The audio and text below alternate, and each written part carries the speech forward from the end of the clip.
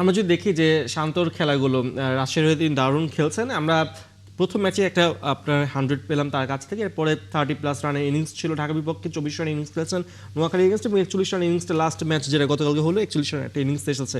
সব মিলিয়ে শান্তর এই যে পারফরমেন্স, এরপরে আসলে টি-20 দলে তিনি যদি জায়গা না পান, এটা আসলে কতটা আপসেট হবে তার জন্য?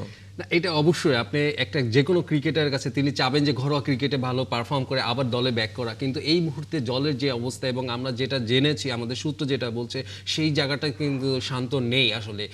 তারা যেটা ইয়ে করছে গত 2 সিরিজে, ঘরোয়া 2 সিরিজ এবং এশিয়া কাপের পরপর যে স্কোয়াডগুলো তারা দেখে আসছেন এবং খেলিয়ে আসছেন, সেই স্কোয়াড থেকে কিন্তু নির্বাচিত হবে। এবং এইখানে জাকের আলীকে নিয়ে কথা হচ্ছিল, তার কিন্তু এবার তার যে পারফরমেন্স, সেখানে কিন্তু তার সুপারিশের কোনো মুখ নেই।